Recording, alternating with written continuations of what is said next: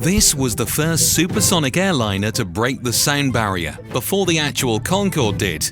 Meet the Tu-144, the Soviet Union's answer to Concorde, a symbol of Cold War ambition, espionage, and ultimately failure. The Tu-144, often dubbed the Soviet Concorde, was one of the Soviet Union's most audacious attempts to outpace the West in the Cold War technological race.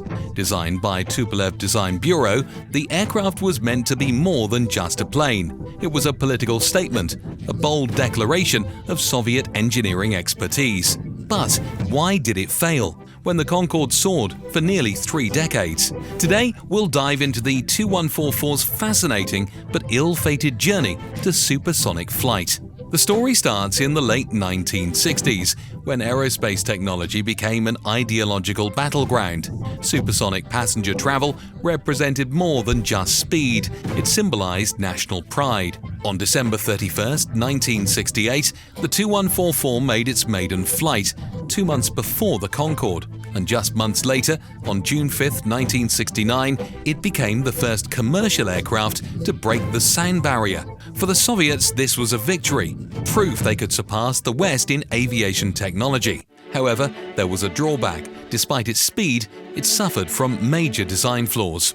During a demonstration flight at the Paris Air Show in 1973, Tu-144 tragically crashed, killing 6 crew members and 8 people on the ground. This was a turning point.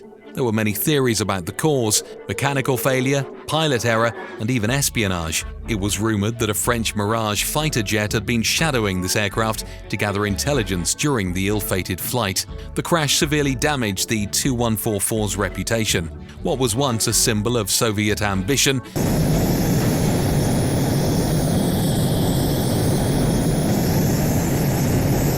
became a tragic reminder of the aircraft's weaknesses and the intense political pressures behind its rushed development. Now let's talk about how the Tu-144 compared to the Concorde. On paper, the Tu-144 had some technical advantages. It could fly faster, reaching speeds of Mach 2.3 compared to the Concorde's Mach 2.0. It could also carry more passengers. But these came at a cost. The Tu-144 was plagued by instability during takeoff and landing, high fuel consumption and noise problems that made it less practical for commercial use. Meanwhile, the Concorde, though not without its flaws, had a much longer service life, flying for 27 years, while the Tu-144's commercial career ended after just 55 flights.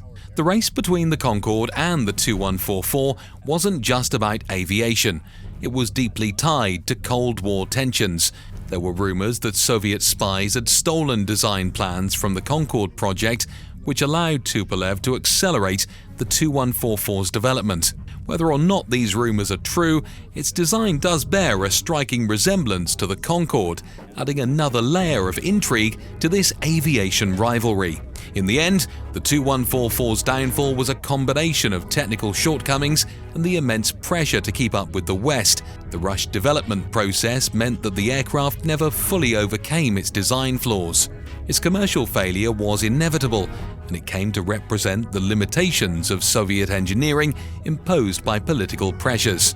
The Tu-144 remains a fascinating chapter in the history of aviation. While it never reached the heights of the Concorde, it serves as a reminder of the intense competition between the East and West during the Cold War. Its legacy is one of ambition, espionage, and ultimately a cautionary tale about the dangers of rushing technological progress.